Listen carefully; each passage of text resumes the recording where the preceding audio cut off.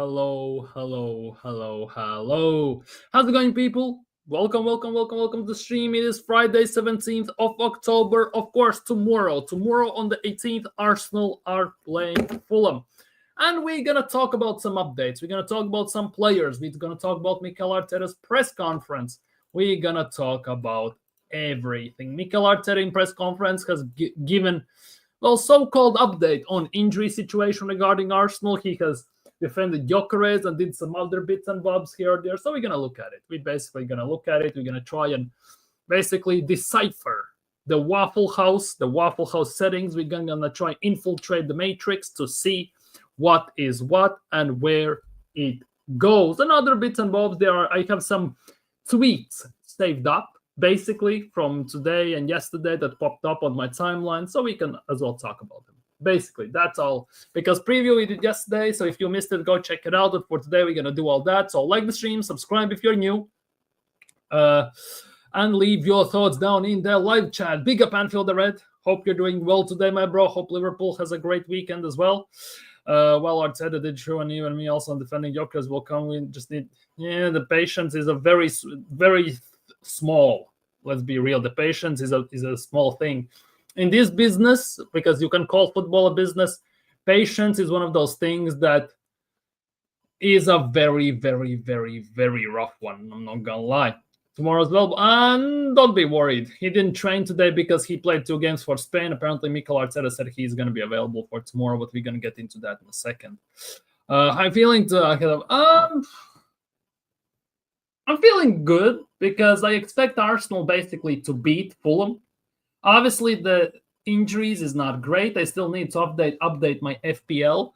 But I'm feeling confident. Obviously, most likely it's going to bite me in the big one, of course, as we most likely knowing Arsenal. But I'm still hopeful. I'm saying 2-0 Arsenal. We're probably going to score, then we're going to sit back. We're going to keep a clean sheet and then score like a 70th minute corner or something like that.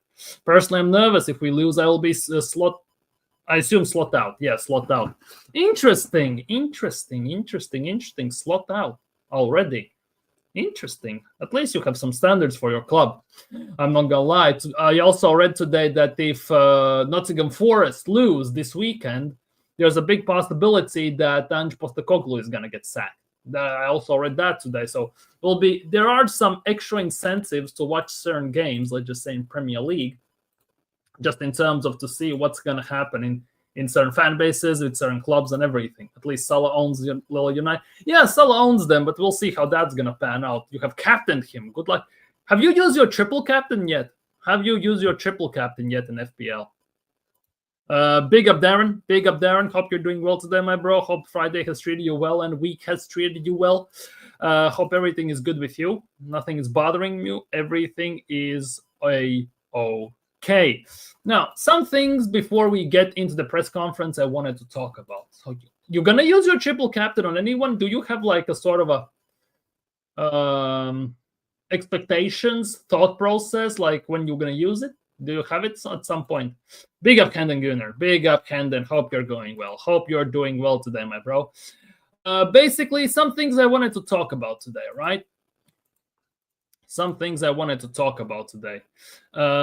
Nothing unique, nothing special, but there are some bits and bobs. And this is one of them.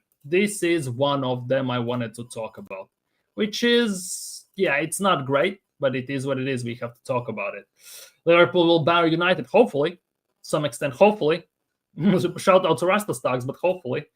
I can see Liverpool being back on top at the end of the weekend. If we perform against Fulham like we have in the last 2 seasons, yes, there is a possibility, because we have lost and drawn to them in the last 2 games at Graham Cottage. So hopefully it doesn't happen, but hey, you never ever know. But this is one of the things that popped up today on my timeline because of Shane Gooner. Big up to him. Go subscribe to Shane Gooner as well, people. But this is the thing. In 2023, Rob Holding talked about Ben White playing through injury. And here it is what he said. When we played against Newcastle away for the Amazon documentary, All for Nothing documentary, right? He would have had a grade 2, grade 3 easy. His hamstring was shot to hell. He went out there and played. His mentality monster. Now, Thing is, people say this is a good thing because people show some passion or heart, players, right? But I look at this from the other perspective. It's Mikel Arteta. When is he going to draw the line? How long till he starts actually to think about the players, about their careers, about their lives in general? Because this is ruining players. To maximum extent, it's ruining players. Playing them through the injuries, overplaying, not having backups and everything, it is absolutely ruining them. It's running them into the ground, and it's not going to do them any good. As a footballer, you already have a very short career. Let's just put it that way. Just on average, about 16 years, 16, 17 years, you could argue, if you start at 17 till 34, if you're lucky even. Let's be real. And with these injuries, you shorten it. You put players at bigger risk, actually, of being worse, losing their abilities and their careers being much, much, much shorter.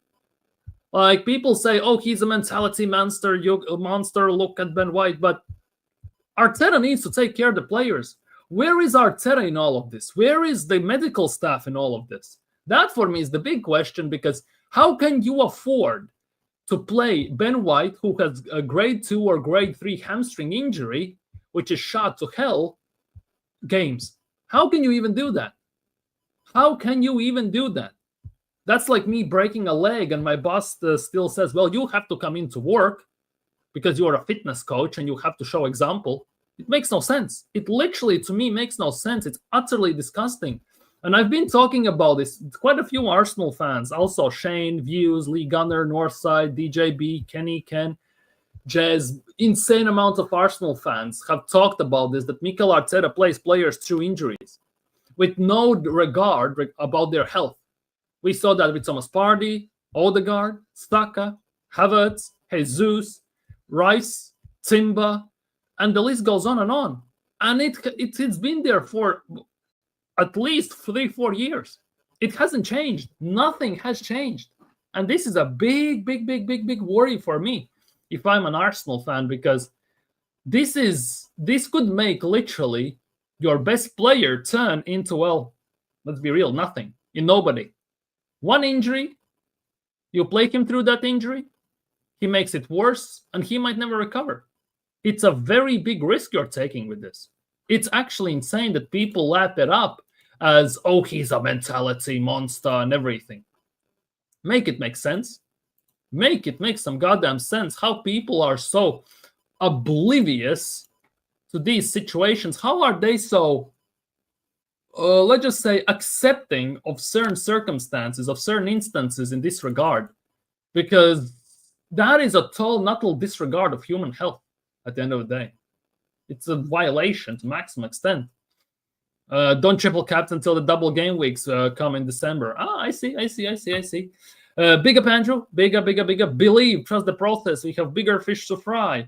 I heard those words so much for the past hour, so can't come up with the quit now, to be honest, Bigger fish to fry. There's always next season, but it's the injuries and everything. It's everywhere. It's all over the place. It's trust the PRO says and everything. It's wild. It's wild how many excuses and hopiums and copiums people are using for this. It's insane. It is insane. Big up, Gavin. Hope you're doing well today, my bro. Big up, Gavin. Forrest shouldn't sack Ange. He always wins trophies in his second season. It will be the championship, though. But still a trophy. Yeah, but I get what you mean. Unfortunately, with ambitions that, for example, Marianakis has, and looking at where he was last season and where he even could have been last season, right? I think if Ange doesn't win, he might be gone. He has proper expectations from the club, from the manager, from the team. And unless it happens, he's going to do it. I definitely believe so. Smash the likes, people, as well. Smash the likes and subscribe if you're new. Why do I think Josh King from Fulham? Yeah, scores within 5 minutes and then in the last 5 minutes to make Arsenal drop points 2-2. Well, it could be a possibility. It could happen. Let's be real. In football, everything is possible. Football is a humbler, no matter how you look at it. It goes all the ways. It goes both ways. We could score in the first 5 minutes, and then we could score in the 90th minute to make it 2-0, and that's it. But at the same time, Fulham always managed to play good against us. They managed to nullify us and shut us down. Marco Silva is a very, very, very good manager. I think people tend to overlook him at times, just because Fulham are not that high up in the table. Just because of that. But overall, he's actually a very good manager. The things he has done at Fulham are actually spectacular, if you ask me. With the players he has at his disposal, Fulham doesn't have the biggest budgets as well. He's actually doing a very, very good job, and Fulham are very sustainable at the moment as well. Looking for who they were, also in championship and everything, it's actually kind of nuts. Big up, Mark. Big up, Mark. I think in January we will need to look after another right back. There is a big possibility. And this is how nuts this is going at the moment. With the injuries and everything, right? You say that in January we need to look after another right back. But we still haven't got a proper left back. We still don't have a proper left wing. And we need to look for another right back. It's insane when you put that in context of spending 1 billion. It's been 6 years, almost 7, and everything. It's actually kind of insane if you come to think of it, that we are already saying that we need another right back, despite the fact that we already have 2 right backs, but one of them is ruined. Hopefully that doesn't happen to Yuri and Simba, and that doesn't even include the fact that we technically need another midfielder, we need the left wing, we need a left back. It just goes in a circle and it doesn't stop. It's who we are, mate. Well, Marco Silva should be sacked. For what? For what Marco Silva should be sacked? Nuno is underrated. Yeah, Nuno is underrated. He has a unique style, not unique, his specific style, how he wants to play, how he wants to utilize his team, depending on the resources he has. And at some teams it works, at some teams it doesn't. And I think also it would be very interesting to see how it pans out for him at West Ham. Because for me, West Ham is one of those teams that always have a very good, solid side. But besides that one season when they're finished in Europe under David Moyes, right? They won the Conference League and everything. They tend to pretty much always underachieve with the squad they had and have right now, with the attack, with the midfield, technically speaking. You could argue that they should be very solid, let's just say 11th to 8th, somewhere in those lines. They should be if they had a proper manager and proper ownership, but they don't. And I think that is really dragging them down big time. It's a bit of a weird game week for me. A lot of interesting matches, but I care only about one, which should be the norm. But it's as if international break ruined the interest. Yeah, that is. I get it.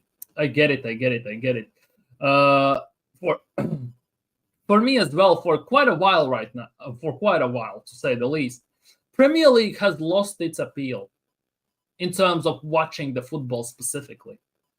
I much rather watch different games from different leagues than watch Premier League. Yes, I still watch Premier League, but I usually have like 3 games open at the same time. Obviously, one Premier League game, maybe La Liga game, Serie A game, Bundesliga game, something like that.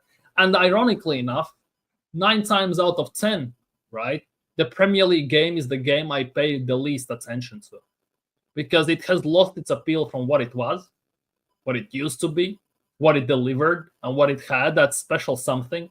Right now, it's just, it is what it is. Leeds versus Burnley is on TV. It's going to be a good game. It should be. Leeds definitely should be a good game with Leeds. I want that.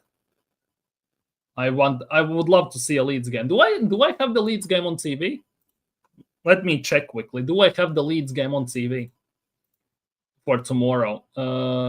Extra Premier League.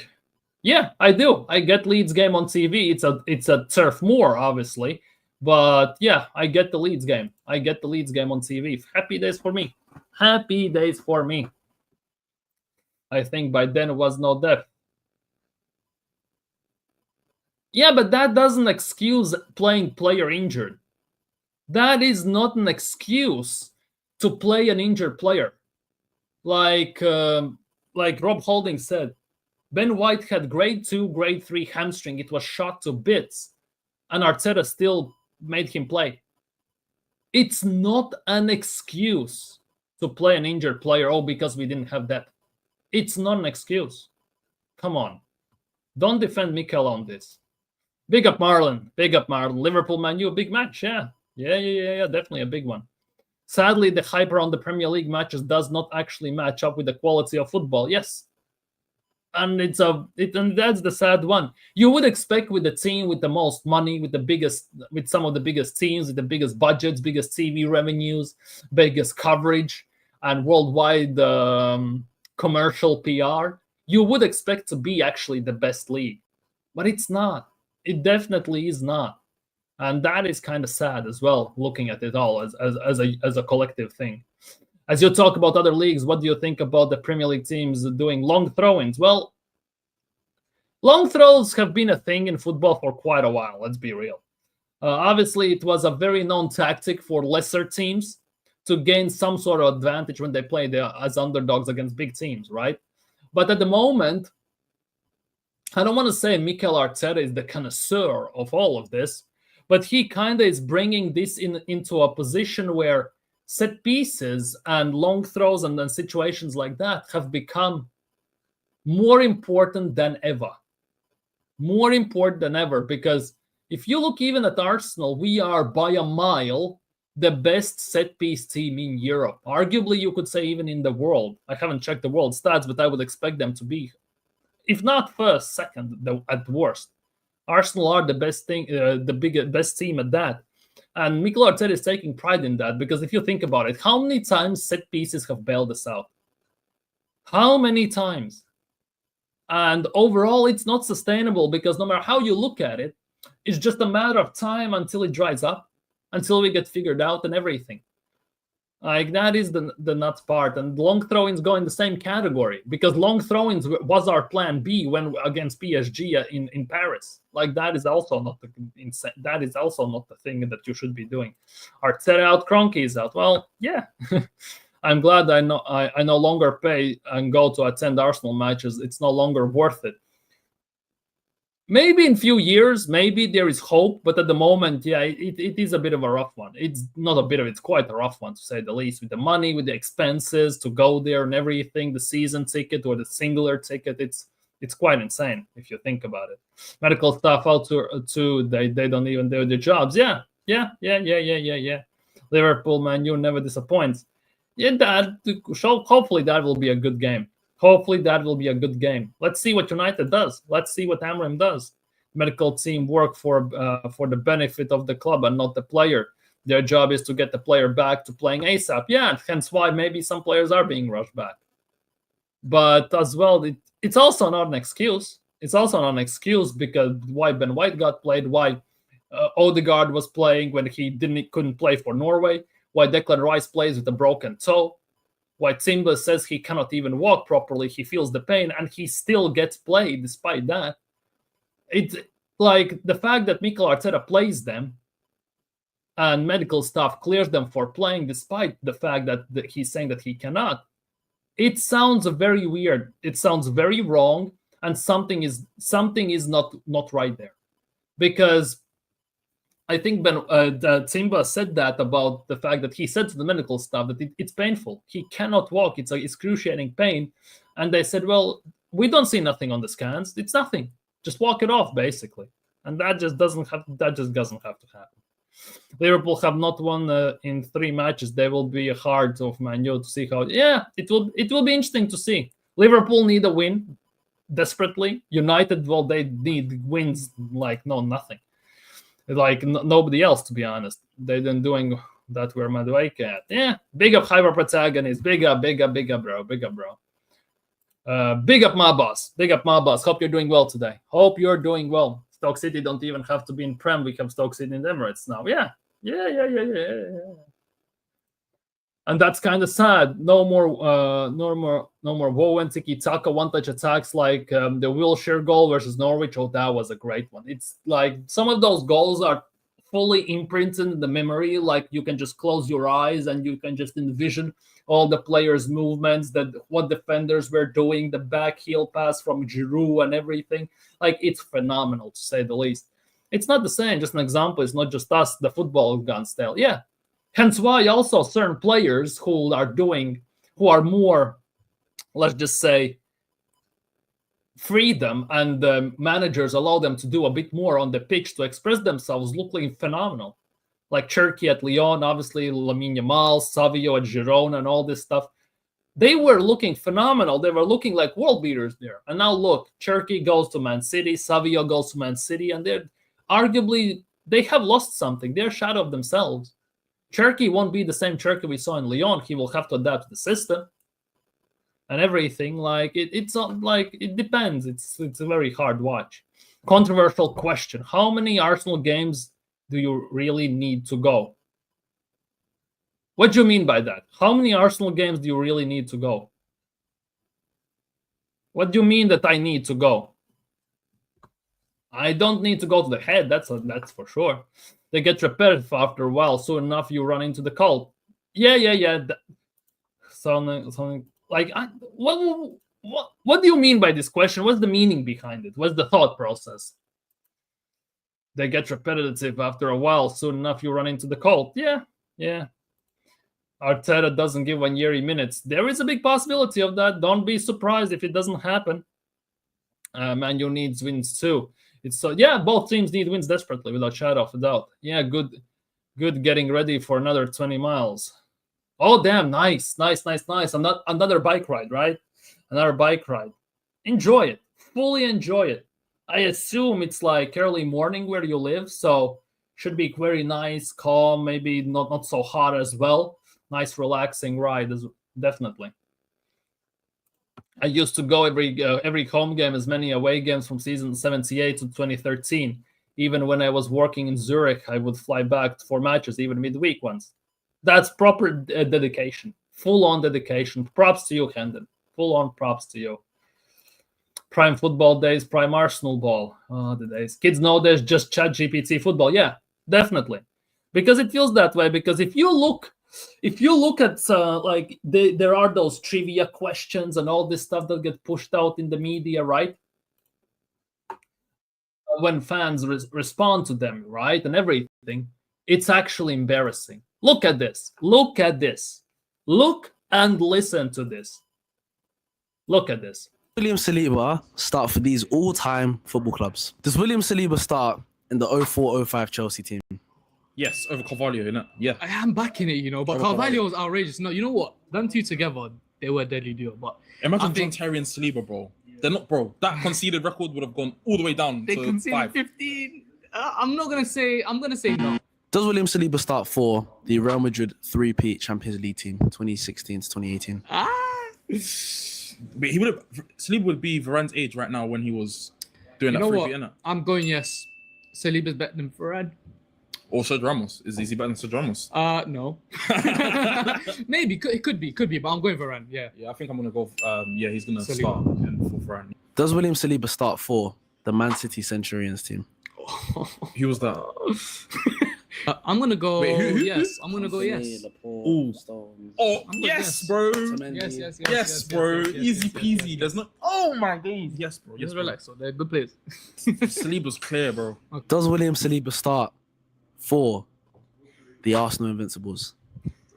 Kolo Touré. I'm looking at Kolo Touré, bro. Yeah. I really think. You see, if Saliba wins a Prem and a Champs, or if he wins the Champions League, I genuinely think he becomes our best centre back of all time. He needs a trophy, like a big trophy, a major trophy, and he becomes. I'm going yes. I'm going yes, 100%. Does William Saliba start for Barcelona's treble-winning team in 2009? I'm looking at Puyol PK. I think that's tough. Yaya Touré started the final? But I think what? Yaya Touré did in fact. I'm gonna go yes. Who does he start over though? I think he starts with Puyol. But Puyol is different. It's leader, isn't it? What am I hearing? Puyol, is it fries and bag right now? Is it fries and bag time? Yeah, I think it's fries and bag time. But I'm gonna go yes because I'm delusional. Yes, bro. He starts with Puyol. Flipping hell. Come for me, bro. Pause. What? There you go, people. Some of these people represent our fan base, basically. According to them, Saliba starts in Chelsea's defensive record-breaking team instead of Ricardo Carvalho. He starts over Kolo Touré in our Invincible season. He starts over Puyol, by the way, in Barcelona's treble-winning team. That's what they're saying. And Saliba is better than Varane, who won Champions League 3 times in a row. Like, This is what we're doing. This is what Maba said. Kids nowadays just chat GPT football, dude. That's not even chat GPT. That's some rubbish GPT or something like that. That is actually insane. People use it as a token. I go to this many games. Personally, think watching a stream is better. The thing is, in the stadium, it's live experience, it's the atmosphere and everything. On TV, it's well, you get the coverage all over the place. It's actually kind of nice, to say the least, in those terms. But yeah, for me, going to games, and this will sound very bad because I'm an Arsenal fan, but going to games should not be a measuring stick for how big of an Arsenal fan you are. Because going to the Arsenal game for me is one of dreams of mine as an Arsenal fan. Because I have never been to one. I've never been to UK. I've never been to London. I have never been anywhere like that. Obviously, I've traveled through Europe, but I've never been there, right? At the same time, for me, more important is my family, paying the bills, and keep my family fed than go to Arsenal game. It's just a dumb argument when people use these measuring sticks in this regard. It's just stupid. For me, depending on set pieces, the sign of lower teams 10 years ago. You will never see a big teams depend on long throw-ins, maybe in the money time, but not like a tactic. Well, we do it as a tactic. The football content is getting tiring. Yes, it is. It is. It needs some fresh blood in it. And I don't mean creators. I mean football needs to change, because football tends to go in cycles, right? And we are stuck in this at the moment in a cycle where it's actually quite repetitive to watch at times. It will bounce back at some point. It will definitely bounce sooner rather than later, right? But overall, I think it's mostly because of the social media. That's only thing that's kind of ruining for me the football at times is the social media, because it's what everyone puts out. Obviously, people have their own opinions. I'm okay with that. I don't care if you are Arteta in or Arteta out. Your opinions are your opinions, but it doesn't kind of forbid me to debate you on that. And as I got used to told by my grandfather, right? Opinions are like assholes. Some stink more than others. So it is what it is. I feel dumber watching some of these. Like, my IQ is dropping into abyss when I watch these. They know nothing about football. These young fans shouting out to drill. Yeah, 100%. It's actually nuts. Like I said before, it feels embarrassing. It's a disgrace to watch. And they're the ones who need to feel that shame. Exactly. But you see, these clips get put on social media. They farm insane amount of views just because of what they say, because it gets shared around due to the things they say. Let's just put it that way. And this is something as well that many people adapt to their lives. They say these things, and they say it in a manner that it's actually they believe in them. Because if you repeat long enough certain things, you actually start to believe in that stuff. It just becomes over time, like Stockholm type of syndrome. You live or you die or you adapt. Right? It's like it's weird. It definitely is weird. Question: Merino or Gyokeres? Who deserves the start for Arsenal tomorrow? Gyokeres. Bin Merino as far from the club as possible for me. Ozil bounce. Yeah, that volley, half volley, which he bound when he hits it into the ground, that was just fantastic. Imagine how dull YouTube would be if everyone was on the same opinion, dude. Like, that is the biggest thing. It's not just YouTube, to be honest. Imagine if in the world, if everyone had the same opinion. The world would be a mess at the end of the day. Because if you don't have anyone that disagrees with you, that challenges you, that tries to discuss these things when they see it from different light, it's leading you nowhere. You cannot have 65 people have the same opinion. You need to have at least one who believes that it could be done maybe differently. There needs to be a change. Something needs to be adjusted or improved. And as long as that one person believes in it and he pushes it, at some point it will come to life. Like, you cannot have 65 people say Arteta is the best manager in the world. because he's not. I am that 66% that's gonna say it's not. But if everyone believed in in one opinion, it would just destroy everything. Let them have it, robot. They lap up different narrative, join hive minds, or overindulge in TikTok and YouTube Shorts without any filters. Not surprised. Yeah. Because I upload YouTube Shorts and TikToks, and I get insane backlash. Not as much on YouTube, by the way. Mostly on TikTok. When I upload my TikToks, yes, I get likes. Yes, I get views. Not many, but I do. And at the same time, people in the comments, oh my goodness gracious. Ruiz in the 6, Zubi in the Ruiz in the 6, Zubi in the 6, and Eze in the 10 midfield. Nah, Ruiz in the 8, the Rice in the 6. Wait, 5 more years and AI won't let me put my tinfoil hat on. Yeah, 5 more years and AI will not allow you to wake up until you confirm you're not a robot. Just get started out, maybe. Important to go to a couple of away games if you can.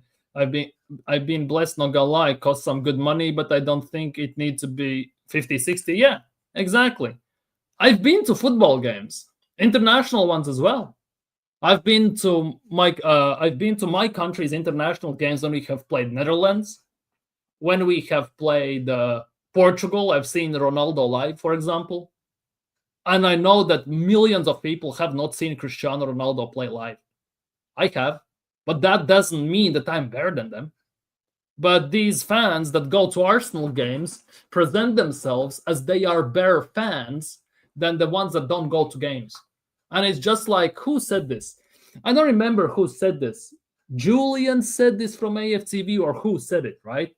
But they said that international, or Stricto was it? But he said that international fans cannot have an opinion. Their opinion doesn't matter because they don't go to games. Something like that. It was like a few months ago, something like that, when he said it. I'd rather go to see Aussie rules football, UFC fights, and other events I haven't seen. Exactly. That is the thing.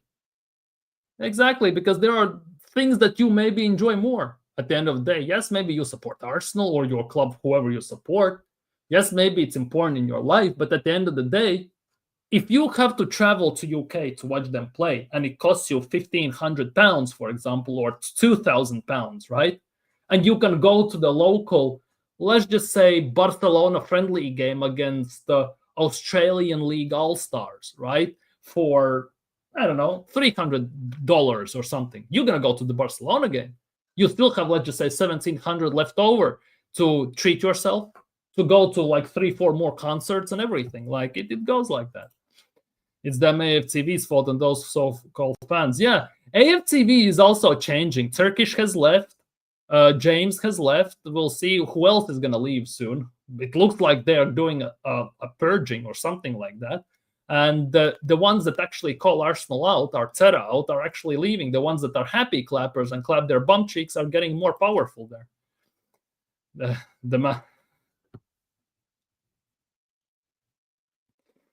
You know what?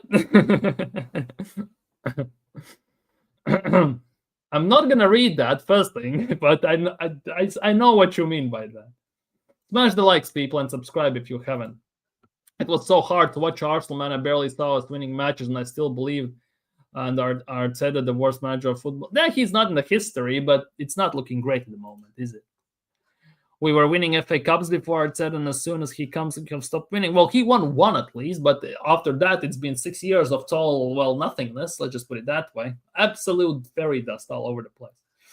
Couldn't even beat Olympiacos, so bloody hell, that what's its face, that Aubameyang missed into empty net in the added time, like, still haunts me to this day.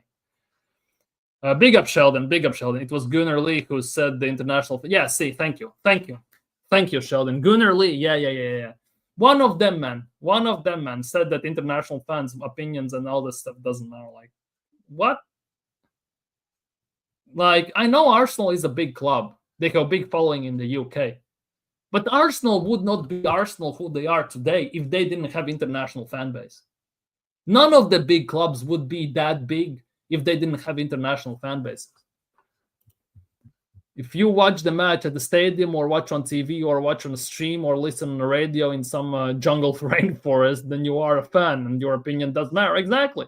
Because at the end of the day, you have paid the money either way. You have to pay for the ticket. You have to pay for the TV, for the subscription. You have to pay for the cable. You have to pay for the internet to watch the stream, for your laptop, your phone, and everything. At the end of the day, you have spent money so you can, on purpose, non-influence, open-minded decision on your own 2 feet to watch that game, to watch your club play. No matter how you look at it, you are supporting your club.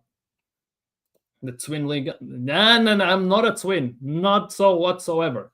But I've been called Lee Gunner's Ukrainian cousin. I've been called that. I've been called B-Tech Lee Gunner as well. I've been called a wannabe Northside and wannabe Lee Gunner as well. I've been called some of those names. I've been there. They are coming. At some points, they come out from some top Gooners. I'm going to tell you that much. On occasion, I see them. Let's just put it that way. I haven't seen those. Have seen those. And yeah, and then you have, obviously, we just watched a YouTube short about Arsenal fans saying that Saliba is better than, of course, Puyol, Ricardo Carvalho, and all this stuff. And then you, of course, have these type of fans. These type of fans. Hey, yo, what's Ukraine going to do with this? You're more a bootleg Nacho Monreal. No. It's not about Monreal. It's more about the fact that I look maybe similar or something like that, like Lee Gunner. And I have some similar views like him, like he does. It's more the fact that when I speak English, I don't speak like English. I have an accent, right? And I come from a region where, obviously, the eastern region, where obviously you have your Russia, Belarus, Ukraine, and all this stuff. Obviously, I'm from Baltics. I'm from Latvia, of course. And I have that accent. Not as heavy as other people, but I do when I speak. I hear it myself sometimes. I catch it myself, right? So people just throw it out, some random nation from that region, basically. And they basically stick to it. I don't mind being called Ukrainian, Lee Gunner's Ukrainian cousin, right? I don't mind that. I know I'm not from Ukraine, obviously, and everything, but I don't mind. The fact that I'm getting even, to some extent, mentioned the same light as him, it's actually kind of insane to me.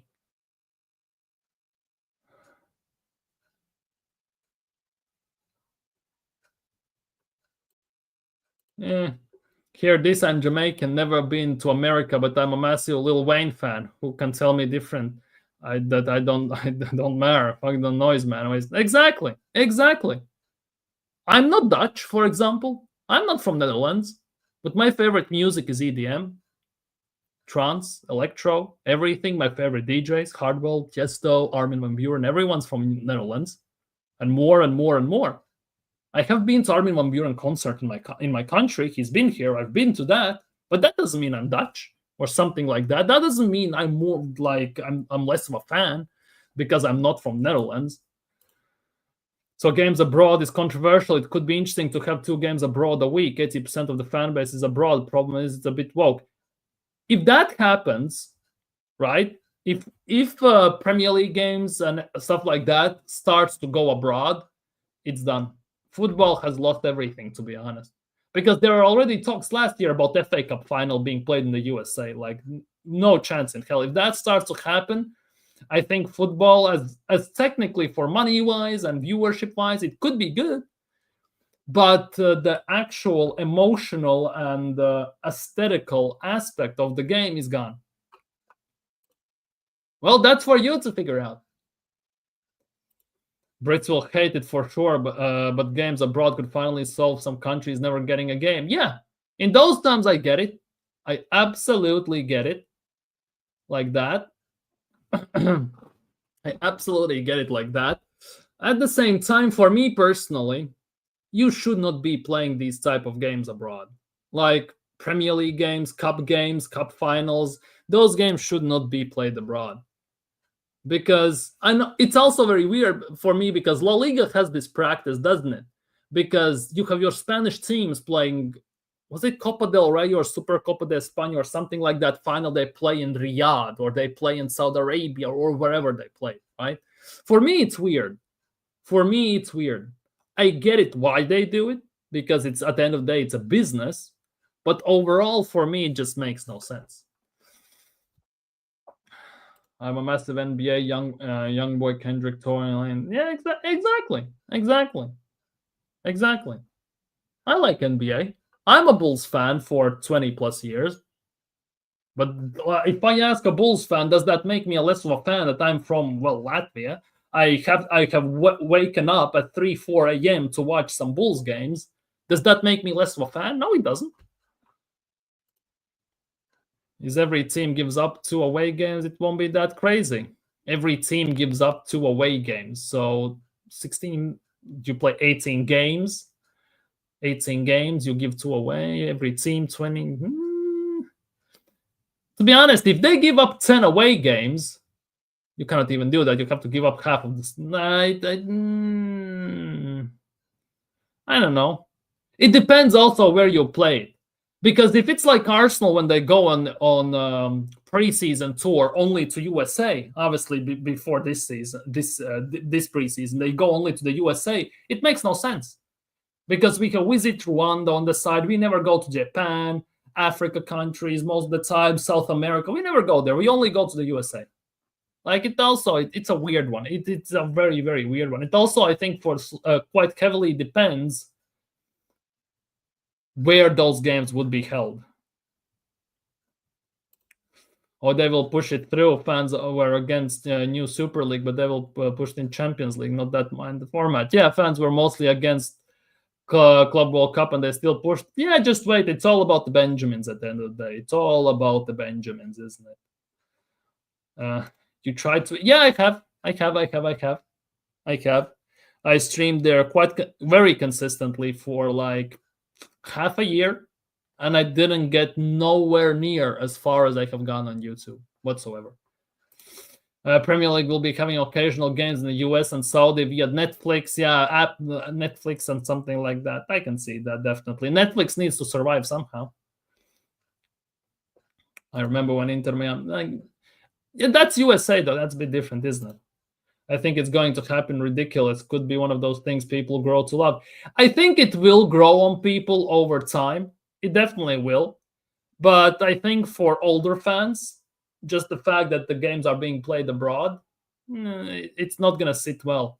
Like, they might accept that if you play a regular season, some away games abroad, but if they start to push for FA Cup final to be held in SoFi Stadium, right, and maybe the Carabao Cup final being played in the Riyadh Stadium, right, I think that will be pushing it way too far. You can try now, you're way more popular. Nah, I'm not popular whatsoever. I'm a nobody. Rod, yeah, global tour, I get it. But for me, if it's a regular game, I can see it, potentially. If it's cup finals and stuff like that, no chance in hell. Because cup games for me as well, it would be a big issue. If it's a regular season game between 2 big teams, I can see it. But if you force a team, let's just say Sunderland just got promoted, right? And they have to play an away game, I don't know, in Osaka Stadium in Japan, right? Against Spurs, for example. Like, that for me, again, seems stupid. People need to realize this ain't our local pub team. Arsenal is international. Yeah, in those terms, yes, I get it. Regular season games, I can see. If it's cup games, no chance in hell.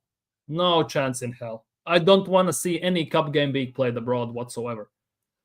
Because let's just say Arsenal play against like Scunthorpe or something like that in the FA Cup, and you are forcing Scunthorpe basically to play in, let's just say, Buenos Aires. Like, come on, man, what are we doing here? Especially, let's just say, if it was a home game for Scunthorpe and they are being forced to play away, Scunthorpe are the losers in this, because Arsenal going to Scunthorpe to play, for example, would be 10 times more influential for them in England than playing again in Buenos Aires. in those terms. But yeah, it's a bit of a weird one. It's an interesting topic to discuss at some points. Definitely, I get it. Anyways, people, we need to talk about this a tiny bit. We're not gonna go through this whole interview. We are not. I don't want to do it today.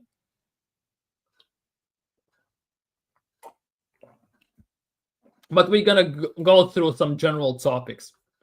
So basically, Odegaard is out for weeks. Odegaard potentially could be back after November international break, so he's out for a month. Zubimendi didn't train because the amount of games. He played 2 games. His load has been really high recently, and he needed an extra day. But Zubimendi, at the end of the day, is available for the game. Ben White as well. They're monitoring him. Hincapié is back in training, so maybe we can see him soon on the pitch, which is great. Madueke is getting closer. It's day-to-day. Havertz, it's very difficult. There's still a lot to do in his rehab. He's really pushing for it. We know Kai, and that's why we love him so much, but we have to wait and see. I think we are doing some really good work with him again. He wants to break every timeline, I'm sure, but that's why we have to protect him and make sure that when he comes back for the long term. Okay, cool. On being one of the longest serving Premier League managers. Oh, bloody hell. Boost his ego more. Genuinely, boost Arteta's ego more in this. This question fully boosts his ego to the stratosphere. I'm very privileged and grateful, and to be present on the day because we know that our job is the only thing that requires it. Yeah, sure. Defensive record, cool. Confidence, we'll see. On the leadership group within the club, it makes me proud. Martin Odegaard is out, but we have various kinds of leaders in the team now who have ownership and accountability to deliver what is required. Yeah. On his relationship with LA Rams head coach Sean McAvey. Who cares? How does this influence the Fulham game whatsoever? Or does he prefer to being top or chasing the leaders? I prefer to win every game. Yeah, we have seen that from playing Park the Bus defensive tactics against City, against Liverpool. And yeah, then the less said than better on that. On the biggest positives in the first 10 games, we are top of the table. That's about it. On Gabriel Martinelli's form in club and country, he's doing well. Declan Rice's performance this season, On what Gyokeres gives to the team. He brings so much, and watching the games back, I'm very pleased with what he's given to the team. I told him before the first meeting that not the 9 that I want is a 9 that when he doesn't score for 6 or 8 games, he can handle that.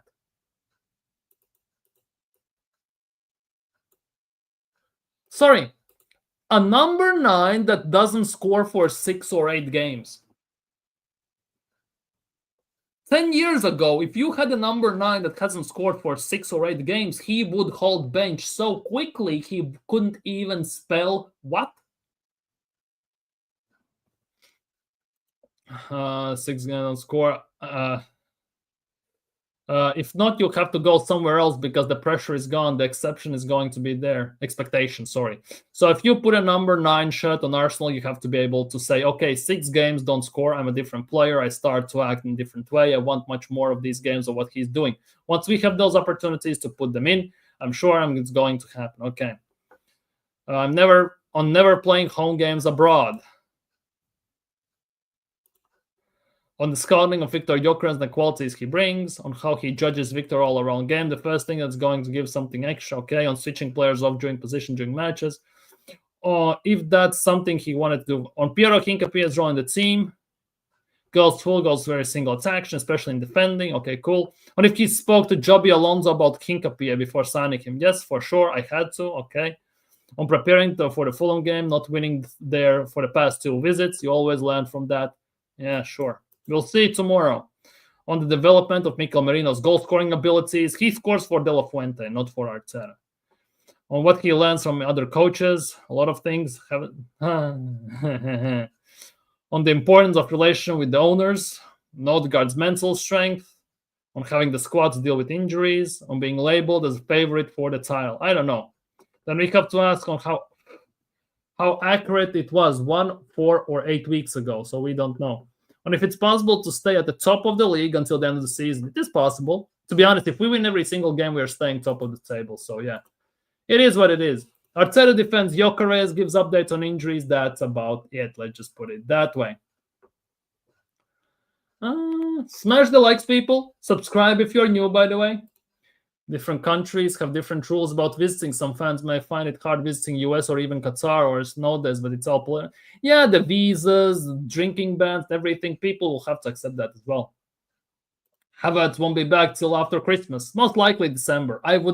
Realistically, he should be back in December, but he might be back after international break. Don't be surprised, people.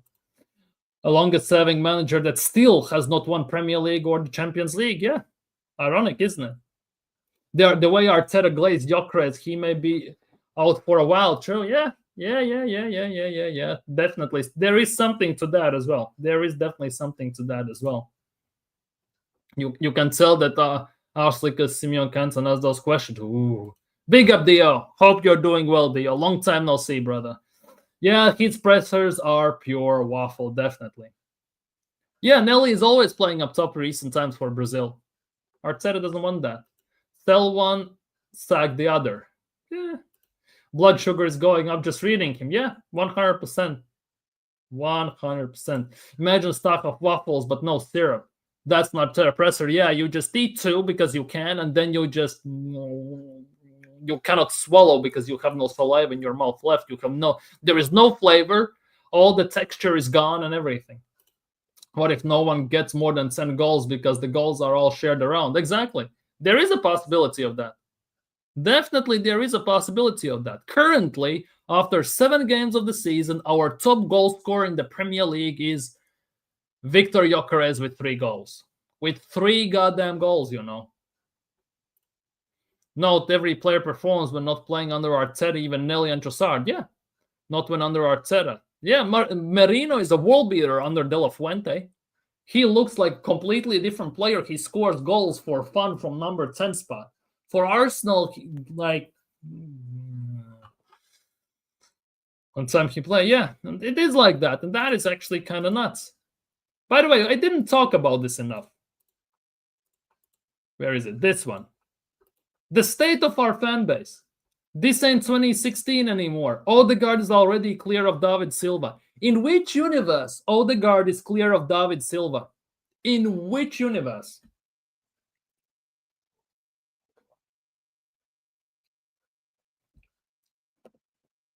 This is our fan base, people.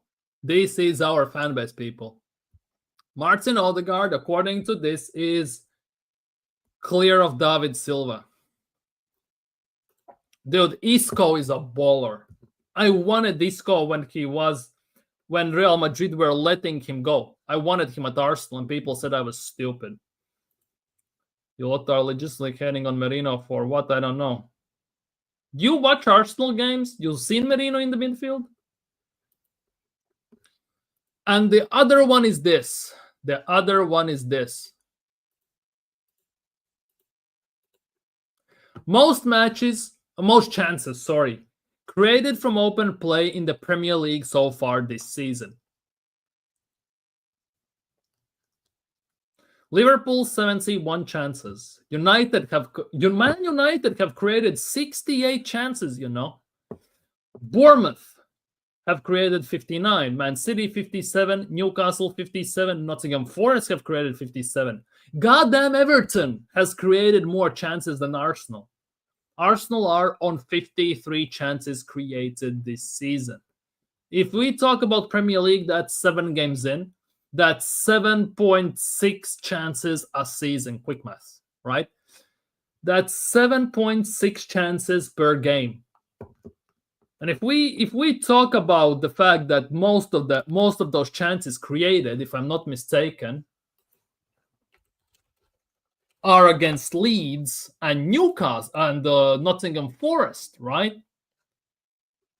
It's actually looking even more dreadful.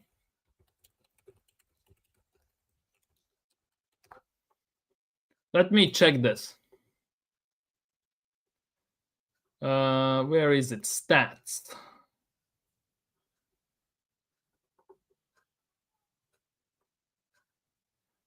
Expected goals, again on penalty, open play, shots outside the box, everything. It's actually nuts, if you ask me. It's actually kind of nuts. Most of the chances, it's actually most of the chances. How Everton have created more than us?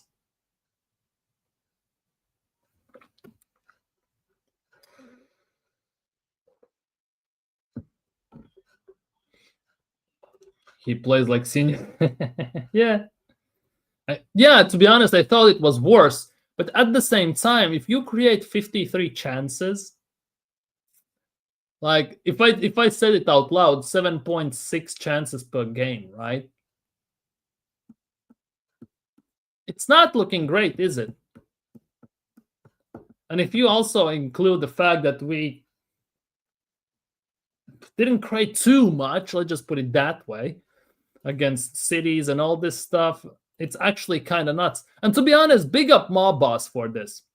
Big up Mob Boss for this. Because Mob Boss tweeted me this today.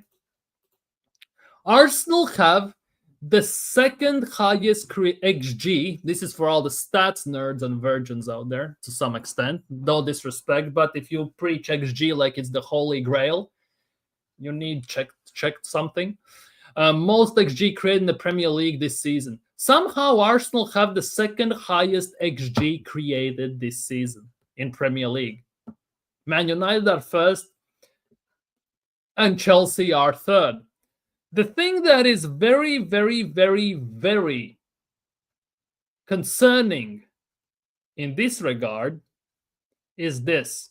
I asked about chances on target, and it's at 35%. Lowest out of top 6, and we are underperforming. So basically, we don't create much. We don't tend to create that much, and when we do, we miss the chances that we create. That's how we roll at the end of the day. For Spen, he plays like he's trying to be honest, De La Fuente knows how to use him. De La Fuente knows how to use him. De La Fuente, he has coached pretty much every single Spanish player that's in the main team at the moment. He has coached the under 21s, 20s, 19s, all these teams. He knows what he's working with and who he's working with. So I would say that he actually knows the stuff.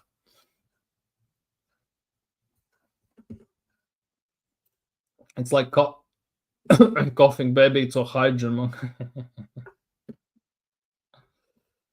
They know they are the reason he's still here. They don't want to take the blame. Yeah, it is. It's actually insane if you're looking from that regard. Obviously, I'm not gonna lie. I'm very interested to see how Hincapié is gonna look.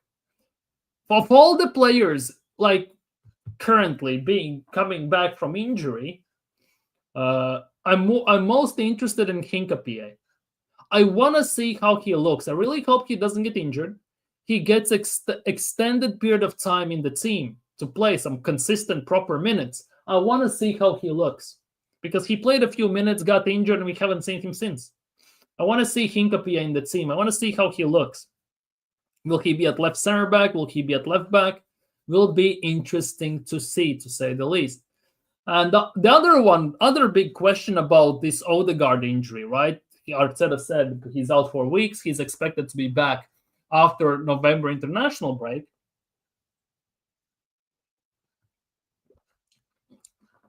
Is the question of how many minutes will Ethan Vanieri get?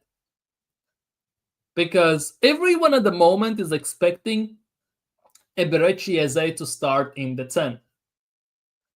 Everybody is expecting that. But we all know that with Mikel Arteta, it's not as simple as that, is it? He could start him on the left wing, put Merino in the 10. If he starts Eze on the left wing, puts Vanieri in the 10, I'm fine. If he starts Vanieri on the left wing and puts Eze in the 10, I'm fine. But if I see Merino in the 10, I'm not fine. I'm definitely not fine.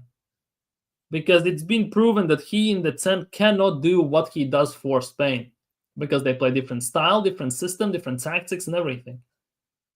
And that for me is also a big thing. 24 years. No Prem, 6 years here, no Prem. Arteta does nothing here but destroy players.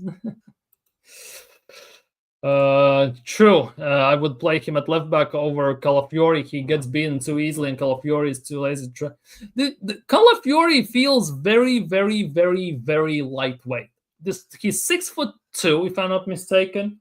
He has the creative freedom going forwards like no forward we have, to be honest, because he spends so much time in the box as a striker, as a 10, as an 8, as a left wing, as a right wing. It's actually kind of wild. Hence why he gets caught out defensively. That for me is a big thing. I would love to see Hinkapie in that role, what he does and how Arteta wants him to play. In my opinion, he shouldn't be a left back. The Calafiori at least fully adapted his galloping steed, while Hinkapie he may roll, just rotate with Gabi. Like, it would be interesting. For me, I just want to see. Because Calafiori for Italy also plays center back quite a bit as well. So it would be interesting to see. And Hinkapie has played one game as a left back, one game as a center back at the internationals. Both games have kept a clean sheet. He's been fantastic.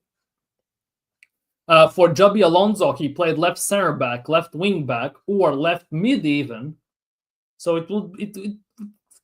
I don't know. I just want to see Hinkapie play. I want to make some assessment how he could fit into Premier League, because we have seen Mosquera, we have seen Norgard, we have seen Zubimendi, we have seen Madueke, we have seen everyone besides, except basically Hinkapie. That for me is that dark horse type of, I want to say enigma, but to some extent that we don't know what's going to happen there.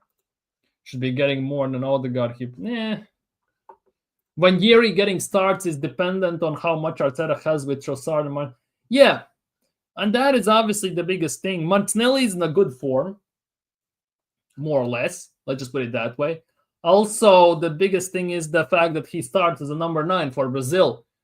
And for us, that spot is taken unless Arteta is willing to drop Gyokeres for Martinelli up top, or he's willing, play double striker Martinelli Gyokeres.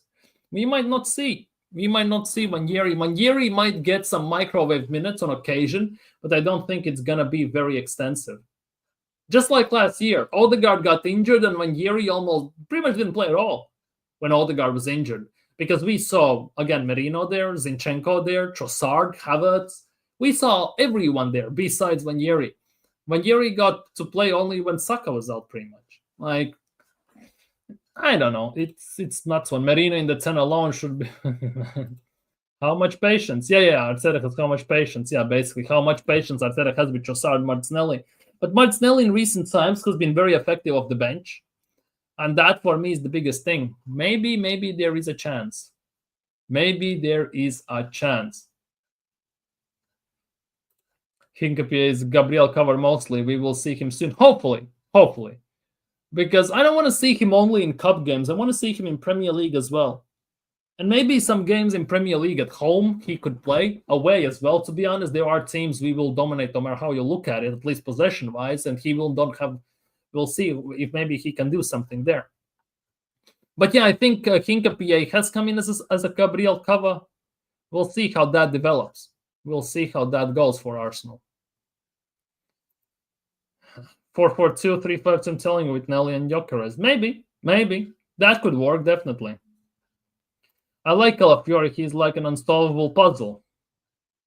Unfortunately, that is a double-edged sword that works both ways. In the favor of us, and also it harms us. It works both ways.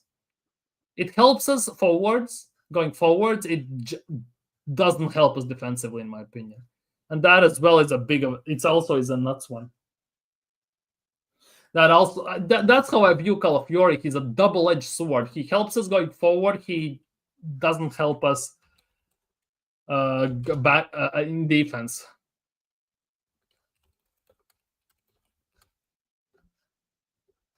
Give me a sec.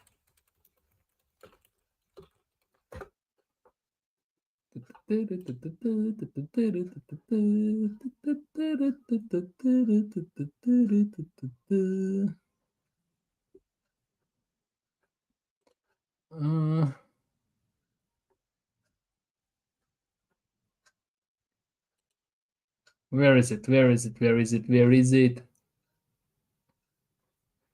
I want to find something. I want to find something.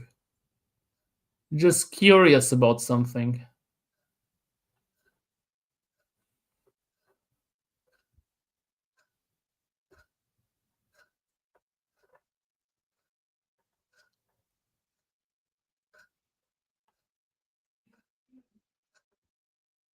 Calafiori's stats defensively is a nuts one. Let's just put it that way.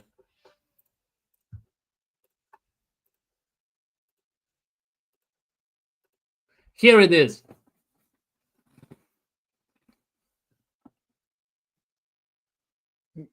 Goals conceded this season in Premier League, 3, which puts him in 86th percentile. Basically, the bigger percentile, the higher you are in the table in rankings, right? The better. 4 clean sheets, 93rd percentile. Tackles, 11, 65th percentile. Interceptions, 65th percentile. Ground duels, 48th percentile. Ground duels won, 50th percentile. Aerial duels won, 65th percentile. Dribbled past, 61st percentile. Clearances, 60th percentile. Shots blocked, 49th percentile. I don't know if it's great or not. I have no idea. Literally no idea. But it doesn't look that great, does it?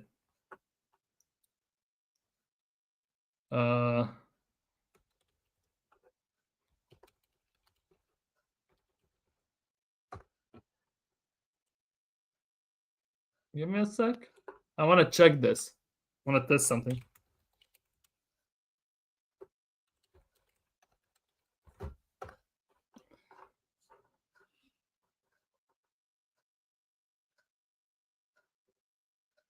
Yeah, and if you compare it to this, it looks a bit mad, I'm not gonna lie.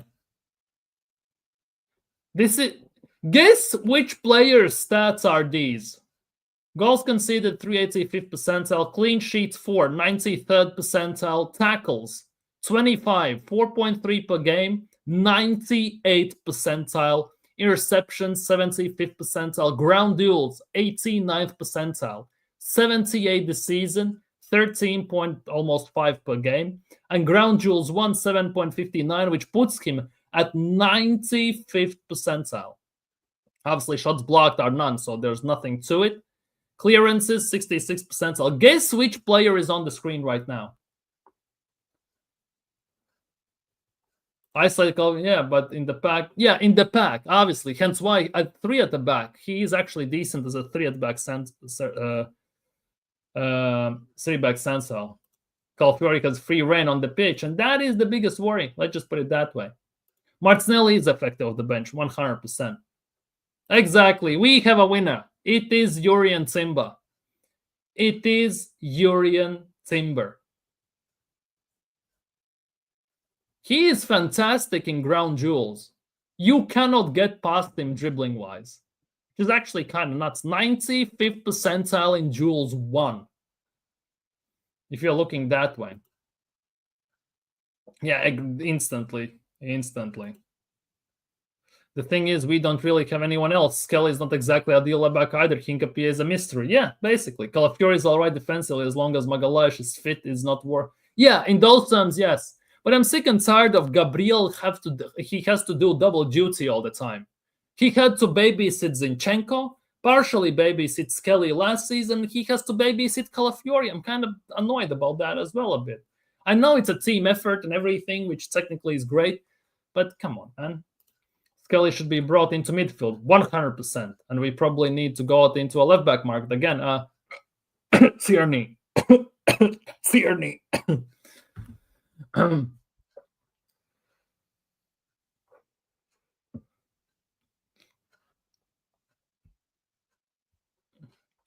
Yeah. Those are the only options we have. We have nobody to compare it to. We cannot compare it to Skelly because we have nobody there. And we cannot care for White because he doesn't play. just like Skelly, pretty much. That's the only option we have. We can compare him to. Those are our two wing backs. Only two we have.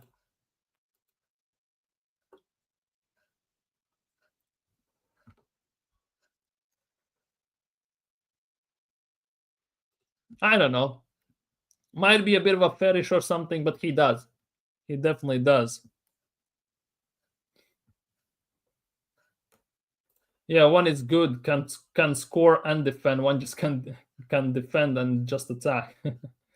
First, it was Zinchenko inverting, doing the team's creative work. Then Skelly got shoehorned in because he could invert into DM, and now he's doing with the Calafiori. Yeah, and Calafiori is playing even more advanced forward than Zinchenko and Skelly. It's kind of weird. Very, very, very, very weird. Very weird. But yeah, I think on that note, I'm going to end today's stream, people. It's been a great one. Definitely a great one. Hopefully going to see you all tomorrow after the Fulham game. Hopefully it's a positive result. If I'm going for 2-0. I'm going for 2-0 Arsenal. We'll see if that happens or not. But for today, I'm going to be signing off. Have a nice evening. Like the stream. Subscribe if you're new. Check out my YouTube short and my YouTube and my TikTok as well. Have a nice evening. Enjoy your Friday. Enjoy your Saturday. And yeah, have a great time. Hopefully, I'm going to see you soon. Peace.